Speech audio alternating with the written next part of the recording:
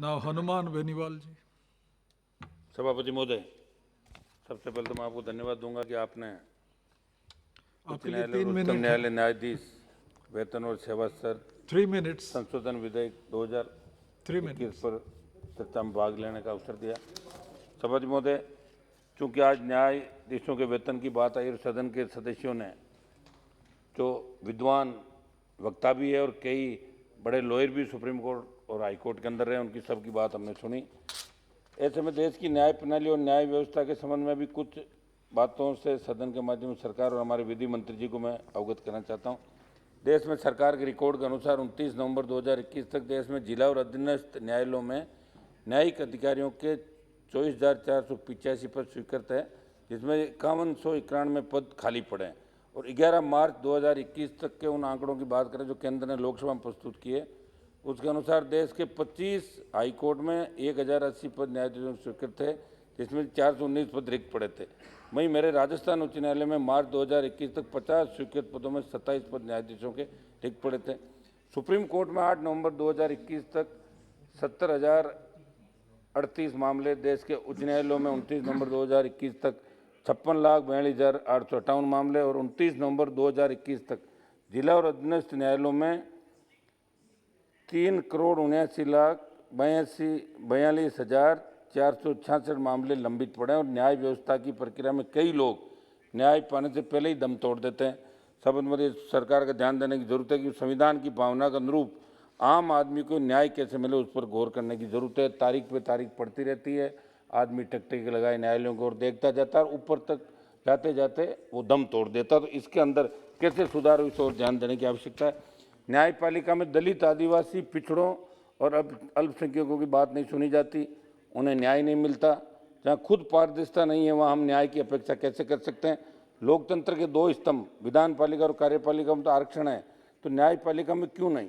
Collegium पद्धति में न्यायाधीश ही न्यायाधीश की नियुक्ति करते हैं। मेरे से पूर्व वक्ताओं ने भी कॉलेजियम का कई लोगों ने विरोध किया, कई ने समर्थन किया, लेकिन ज़्यादातर की इच्छा ये थी कि देश में संविधान का अनुपालन निश्चित करने के लिए बनी ये संस्था अपने यहाँ नियुक्तियों पर एकाधिकार क्यों चाहती है। सरकारी हस्तक्षेप भी हाईकोर्ट जजेज, सुप्रीम कोर्ट जजेज की नियुक्ति के अंदर होना चाहिए। आरक्षण जैसी समावेशी व्यवस्था को न्यायपालिका में तरजीह नहीं दी गई। सभापति महोदय, बात सिर्फ आरक्षण की नहीं बल्कि सबके लिए अवसर होने चाहिए। शोषित वंचित जातियों के साथ तो भेदभाव है ही, लेकिन गरीब स्वर्ण या गरीब ब्राह्मण का लड़का लड़की भी वहाँ तक पहुँचने का सपना नहीं देख सकता। देश में कोई भी व्यक्ति संघ लोक सेवा आयोग की परीक्षा पास करके भारतीय प्रशासनिक सेवा, भारतीय पुलिस सेवा आदि में जा सकता है और देश के शीर्ष प्रशासनिक पद संभाल सकता है, लेकिन वे देश की शीर्ष न्यायपालिका का न्यायाधीश नहीं बन सकता।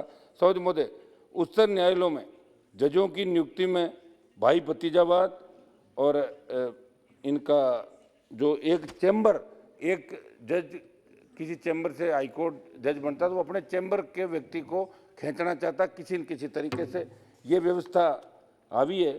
सभापति महोदय, मैं 16 सितंबर 2020 को लोकसभा के एक सवाल का जवाब पढ़ रहा था। उसमें भारत सरकार ने कहा कि उच्च न्यायालय के न्यायाधीशों की नियुक्ति संविधान के अनुच्छेद 217 और 224 के अधीन की जाती है। उसमें अनुच्छेद महिला सहित किसी व्यक्ति का उपबंध नहीं करते, लेकिन सरकार उच्च न्यायालयों की लास्ट पॉइंट को आ जाइए। एक मिनट सर, उच्च न्यायालयों की न्यायमूर्ति ने अनुरोध करती रही है कि न्यायाधीशों की नियुक्ति के लिए प्रस्तावों को भेजते समय SC, ST, OBC, अल्पसंख्यकों, महिलाओं से संबंधित उपयुक्त अभ्यर्थियों पर सामयिक विचार किया जाना चाहिए, लेकिन आप और हम सब ये जानते हैं कि उस पर कोई विचार करेगा नहीं। मेरे राजस्थान की बात करूं तो मैं कोई वैसे जातिवाद की बात नहीं कर रहा हूं, लेकिन दुर्भाग्य इस बात का है कि राजस्थान के अंदर एक भी, जिस समुदाय से मैं आता हूं, OBC के जाट, गुजर, यादव, मेघवाल व मीणा सहित अन्य पिछड़े तबकों का एक भी जज नहीं है।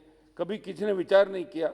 ये स्थिति पूरे देश की है। इस पर देश की संसद को और प्रधानमंत्री जी को, हमारे कानून मंत्री जी को गौर करने की जरूरत है, क्योंकि कल हम सब कह रहे थे बाबा साहब अम्बेडकर जी की पुण्यतिथि, हमें उनके आदर्श पर चलना चाहिए, लेकिन न्यायपालिका में दलित, वंचित वे पिछड़े वर्ग आज भी न्यायाधीश पद के लिए उपेक्षित है। सभापति महोदय, आखिर में मेरी छोटी सी बात बेंच को लेकर कहूँगा।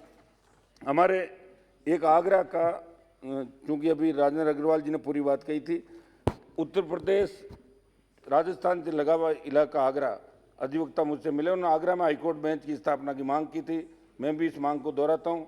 जस्टिस जसवंत सिंह आयोग की रिपोर्ट भी इस बारे में पैरवी कर चुकी है, लेकिन सरकार इस पर ध्यान दे। और साथ ही साथ राजेंद्र अग्रवाल जी ने जो मेरिट की बात कही थी, मेरिट के अंदर भी नई हाईकोर्ट बेंच बने। और राजस्थान के अंदर, चूंकि राजस्थान देश का सबसे बड़ा राज्य है, वहाँ जयपुर और जोधपुर दो ही वहाँ बेंच है। उदयपुर के अंदर लगातार 20 साल से आंदोलन करे वहाँ ठीक के है, वकील thank और आम you। आदमी। एक मिनट साहब, खत्म तो करने दीजिए मुझे। उदयपुर के अंदर भी नई हाईकोर्ट बेंच की स्थापना हो तो राजस्थान को भी बहुत बड़ा लाभ मिल सकता है।